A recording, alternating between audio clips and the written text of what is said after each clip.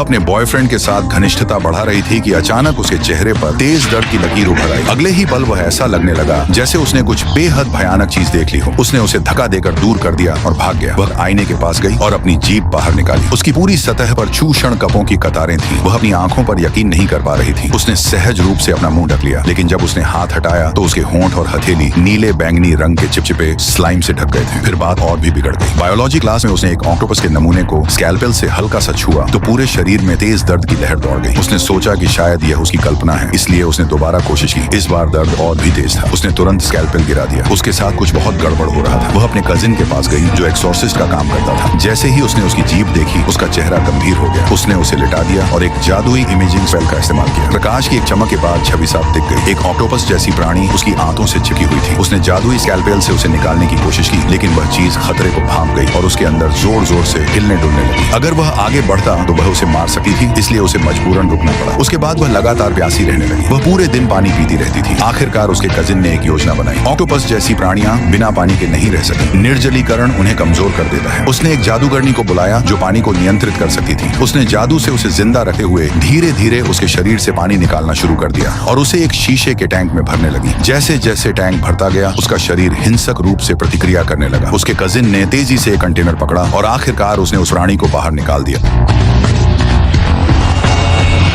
जी पर लगे चूषण का काम नहीं कर रहे थे, लेकिन भयंकर प्यास कभी खत्म नहीं हुई। सबने सोचा कि यह सिर्फ साइड इफेक्ट है। वह स्कूल वापस लौट गई और सामान्य जीवन जीने की कोशिश करने लगी, लेकिन असली कहर अभी शुरू ही हुआ था। एक और बायोलॉजी क्लास में अचानक कमरा ठंडा और दबाव भरा हो गया। उसके सहपाठी अजीब तरीके से हिलने लगे, जैसे कोई अदृश्य शक्ति उन्हें नियंत्रित कर रही हो। उसकी नाक से नीला तरल टपकने लगा और उसका मुंह अपने आप बोलने लगा। आवाज भी उसकी जैसी नहीं लग रही थी। फिर जैसे ही उसने दोबारा बोलना शुरू किया, क्लास के हर एक छात्र ने स्कैल्पेल उठा लिया और अपनी गर्दन की तरफ तान दिया। आखिरी पल में उसके कजिन ने कमरे में घुसकर एक स्पेल फेंका, जिससे सब सो गए और तबाही रुक गई। बाद में उसने उसे बताया कि जब उसने उस प्राणी की जांच की तो पता चला कि निर्जलीकरण से वह पूरी तरह मरा नहीं था। शायद कुछ और भी उसके अंदर बचा हुआ था। जब वह दोबारा होश में आई तो उसने उसके दिमाग का एक और स्कैन कर लिया था। जो चीज उसने देखी उससे उसका खून ठंडा हो गया। एक और ऑक्टोपस उसकी चेतना से कसकर चिपका हुआ था।